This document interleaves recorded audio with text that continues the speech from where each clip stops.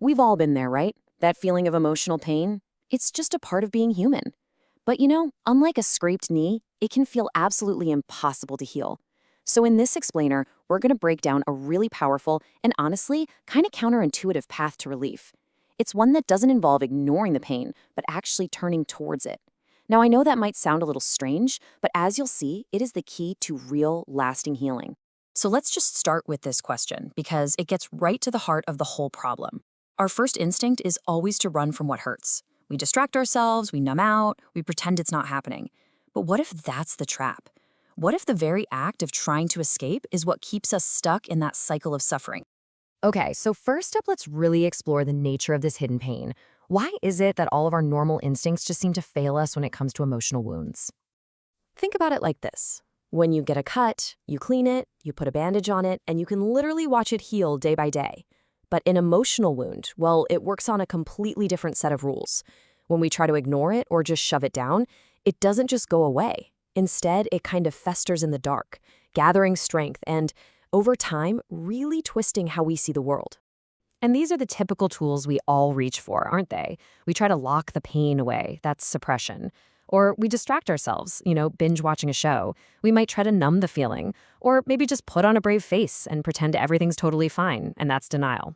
Look, all of these things might give us some temporary relief, but they're not a solution. They're just pushing the pain down the road, and it almost always comes back stronger. So, if running away just makes things worse, what on earth is the alternative? Well, this brings us to the solution: turning on the light of awareness. Let's be really clear about what we mean by awareness. This isn't about overthinking your feelings. It's actually this simple, direct act of just observing what's happening inside you, your thoughts, your emotions, the sensations in your body, right here in this moment. And this is the most important part, doing it without judging yourself for it. I love this metaphor of sunlight because it's so perfect. Emotional pain loves to live in the shadows, in our unconscious. By simply shining the light of our gentle, non-judgmental attention on it, we stop feeding it. We're not fighting it anymore. We're just bringing it out into the open, and that is always the first step toward letting it heal naturally. So, how does this actually work? How does this simple act of observing something break a cycle of pain?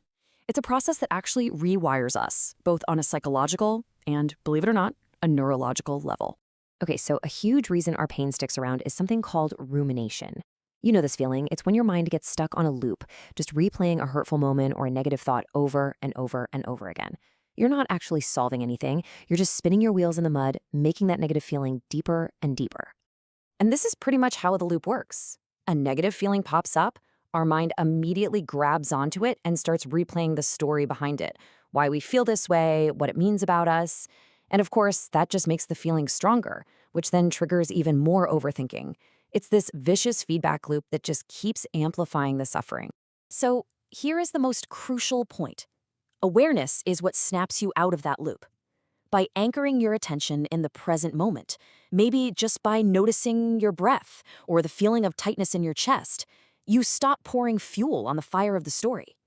You just observe the thought or the feeling as a temporary event in your mind, and that simple act breaks the circuit. And this has a real measurable effect on your brain. When you're in that automatic reactive state, your amygdala, that's your brain's little fear center, it's firing on all cylinders. But when you practice mindful awareness, you actually activate your prefrontal cortex, which is like the CEO of your brain, the center for emotional regulation. It literally calms the amygdala down, shifting you from that fight or flight panic to a state of calm, thoughtful response. But here's the thing. Awareness all by itself isn't quite enough. It needs a partner. And that partner is a core ingredient that can sometimes feel like the hardest part of all: acceptance.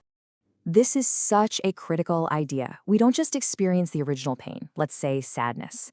We often pile on top of it something called secondary suffering. We get angry at ourselves for being sad, or we get anxious about our anxiety. This resistance, this pain about the pain, is often way worse than the original feeling itself.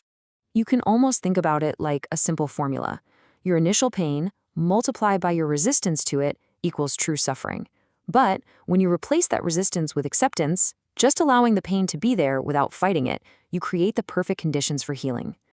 And this is exactly why acceptance is so vital. Awareness isn't about coldly staring at your pain from a distance. It's about meeting that pain with warmth, with kindness, the same way you would for a friend who's really hurting.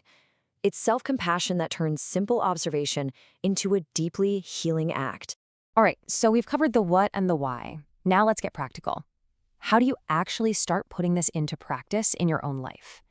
Here are your first steps. You can start really, really small, like right now.